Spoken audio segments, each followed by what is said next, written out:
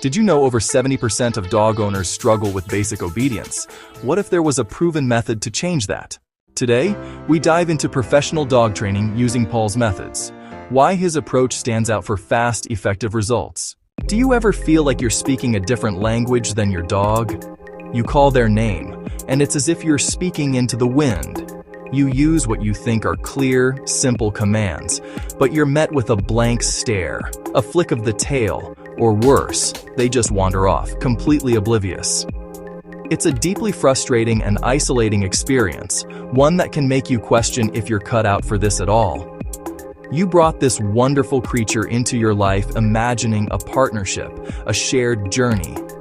But right now, it feels more like you're two ships passing in the night, living under the same roof, but worlds apart in understanding. So many dog owners feel this exact way.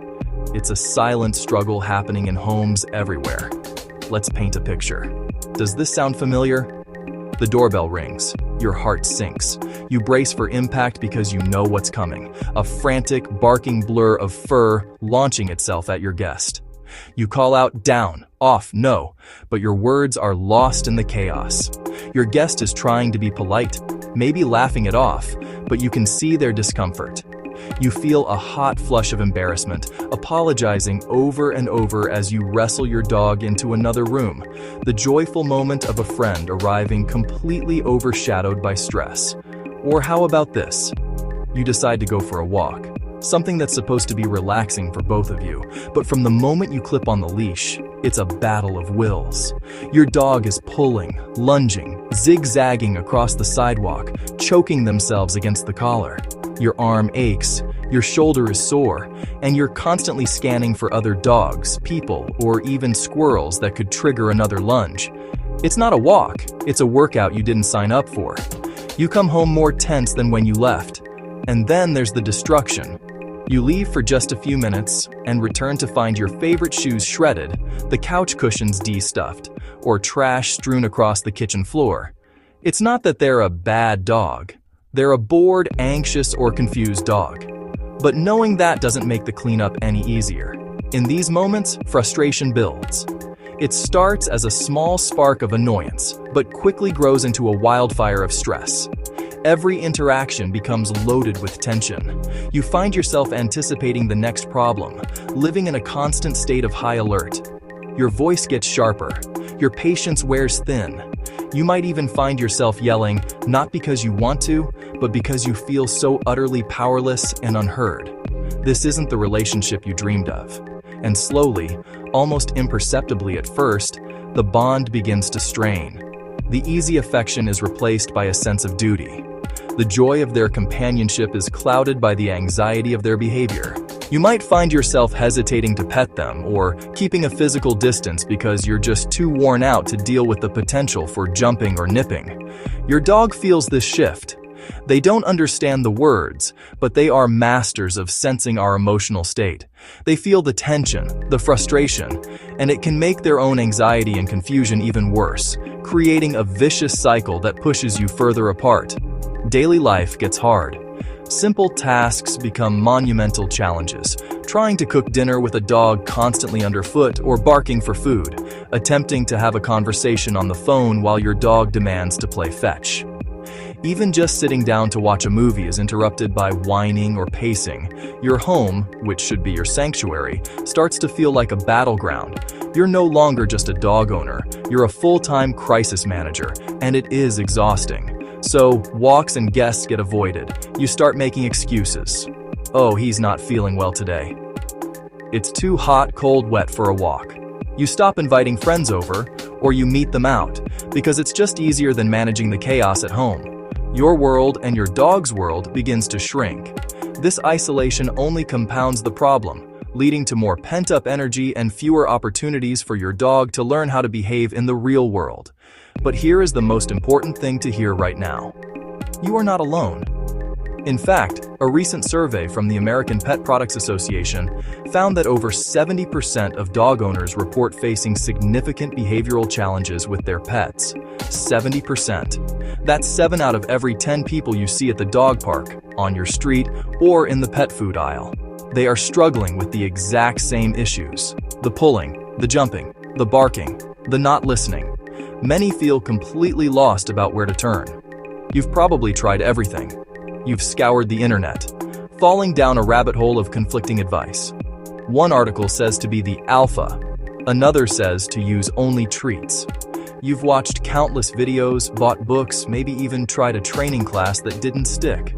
The sheer volume of information is overwhelming, and it leaves you feeling more confused than when you started, wondering if you'll ever find a solution that actually works for you and your dog. But here is the good news. There is a clear path forward. There's a better way, a way to bridge that communication gap, rebuild your bond, and restore peace to your home. It doesn't involve complicated theories or harsh methods. It's about understanding, not dominance. It's about partnership, not punishment. Paul's method is changing lives by translating your dog's language and teaching you how to respond in a way they finally understand. At the heart of Paul's incredibly effective and humane training method are three foundational pillars. These aren't just separate techniques, they are interconnected principles that work together to build a language of trust and cooperation between you and your dog. When you master these, you're not just teaching commands, you're nurturing a deeper, more joyful relationship. Let's break down each one. The first and most important pillar is positive reinforcement. The concept is simple. You reward the behaviors you want to see more of. When your dog does something right, you immediately follow it with something they love. This could be a delicious treat, a burst of happy praise, or a quick game with their favorite toy. But here's the secret to making it work: timing. You need to communicate the exact moment your dog gets it right. We do this with a marker word. Choose a short, unique word you don't use in everyday conversation, like yes or click. The instant your dog performs the desired action, the second their bottom touches the floor for a sit, you say your marker word. That word acts like a camera flash, capturing the precise moment of success. It tells your dog that what you just did right then is what earned you this reward. Then, and only then, you deliver the treat. This clear communication eliminates confusion and speeds up learning dramatically. Remember, dogs are motivated to repeat actions that lead to good things. This approach builds enthusiasm and confidence, completely avoiding the use of fear, pain, or intimidation, which can damage your bond and create anxiety. The second pillar is consistency. Imagine trying to learn a new language where the rules change every day. It would be impossible. It's the same for your dog. Consistency means everyone in the house uses the same rules and the same verbal cues and hand signals. If down means lie down, it can't also mean get off the couch. This also applies to your training schedule. Dogs thrive on routine. Short, frequent training sessions are far more effective than long, infrequent ones. Aim for just 4 to 10 minutes, once or twice a day. This keeps your dog engaged and prevents them from getting bored or frustrated. Start in a low distraction environment, like a quiet room in your house, to set your dog up for success. Through consistent, daily repetition in these short bursts, behaviors become reliable habits that hold up even when distractions are introduced later. The third pillar is understanding your dog's body language. Your dog is constantly communicating with you, even when they're not barking. Learning to read their signals is crucial for effective and compassionate training. This means recognizing signs of stress or confusion, often called calming signals. These can be subtle, like a quick lip lick, a yawn when they're not tired, or turning their head away. When you see these signals, it's your dog's way of saying, "I'm a little overwhelmed," or "I don't understand." This is your cue to pause, simplify the task, or end the session on a positive note. Pushing a stressed dog only leads to frustration for both of you. Conversely, learn to recognize signs of happy engagement: a relaxed body, soft eyes, and a gently wagging tail. Training when your dog is in this receptive state is when you'll make the most progress. By listening to what your dog is telling you, you can teach at the right moment and build a foundation of trust. This is Max's story. But for his owner, Sarah, it felt more like a story of survival. Meet Max, a whirlwind of a dog, brimming with energy, but also riddled with anxiety that made him completely overwhelming. Every day was a challenge. a constant battle of wills that left Sarah feeling exhausted and defeated. The dream of a loyal companion had been replaced by a reality of chaos. Walks were the worst part. The moment the front door opened, Max's anxiety would spike. He was a powerful dog, and his reactivity was unpredictable. Pulling, barking, lunging, at other dogs, at skateboards, at anything that moved too quickly. Every walk felt unsafe, a high-stress tightrope act where Sarah was just trying to keep them both from getting hurt. She had tried everything she'd read online. Old, outdated methods based on correction and dominance only made things worse, eroding their bond and increasing Max's fear. Hope was fading fast.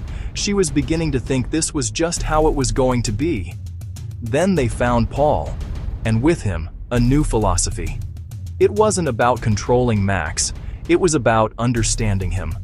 The first step wasn't obedience, it was building confidence, for both of them. Paul's approach started with celebrating the smallest wins. A moment of quiet, a flicker of eye contact, a single calm step. These moments were marked and then richly rewarded with high-value treats. They introduced simple focus games, teaching Max that paying attention to Sarah was the most rewarding thing he could do. Instead of seeing the world as a source of fear, he started seeing Sarah as his source of fun and security. Reactivity was replaced by engagement.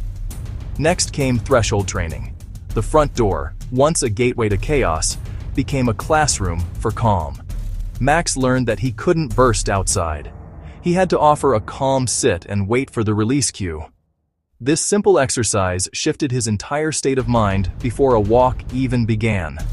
Patience and consistency started to transform deep-seated habits. On walks, Sarah learned to capture calm. The second Max offered a loose leash or looked at her instead of a trigger, she would mark it and reward. Slowly, they proofed the behavior, practicing on a quiet street, then a park, gradually adding distractions. Sitting and checking in became his new default. Today, the chaos is gone. Max now walks calmly, his leash loose, his body relaxed. He's still the same energetic dog, but now he is focused, confident, and, most importantly, connected to the person at the other end of the leash. Their bond, once strained, is now the foundation for a lifetime of happy adventures together. Paul's approach blends science with empathy for lasting change. It builds trust, clarity, and a lifelong partnership. Like, subscribe, share, and comment your questions. Use Supers, your support funds, cameras, mics, and editing platforms. Become a member for bonus tips and live Q&A. Next, busting dog training myths.